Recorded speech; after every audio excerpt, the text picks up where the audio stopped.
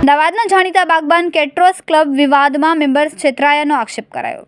Baghban caterers ક્લબના મેમ્બર્સે club management સામે છેતરપિંડી અને વાયદાઓથી મુકરવાનો ગંભીર આક્ષેપ કર્યો છે। ઓનરશિપ મેમ્બર્સનો જણાવ્યા મુજબ તેમણે સભ્યપદ લીધું ત્યારે ઓનરશિપ મેમ્બરશિપ આપવાનું વચન આપ્યું હતું, પરંતુ લાંબો સમય વીતી ગયા છતાં પણ હજુ સુધી કોઈ દસ્તાવેજ કરી આપવામાં આવ્યા નથી।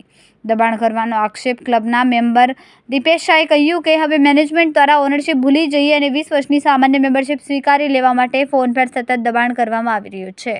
વારંવાર મૌખિક રજૂઆતો કરવા છતાં કોઈ ઉકેલ ના આવતા આખરે કંટાળેલા સભ્યોએ ન્યાય માટે પોલીસ કમિશનરનો સંપર્ક કર્યો અને લેખિત આવેદનપત્ર આપીને કાયદેસરની માંગ કરી।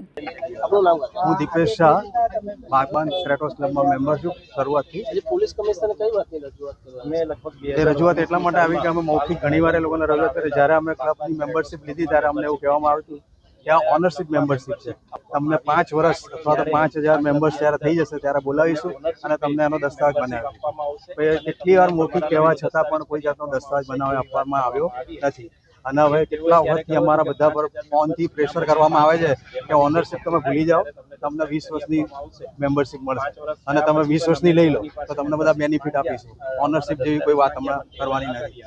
આખું ફંડામેન્ટલ જે પ્રિન્સિપલ તો બદલાઈ જાય છે અને અમે લોકો જે ઓનરશિપ માટે લીધેલી હતી એ ઓનરશિપનો મુદ્દો જ ઉડી જાય છે અને 20 વર્ષની લેવા માટે દબાણ કરવામાં આવી છે। એટલે ખાસ આવેદનપત્ર એટલા માટે આપ્યું કે અમને જે કમિટમેન્ટ થયું હતું દસ્તાવેજ બનાવવાનું એ અમને કરી આપે।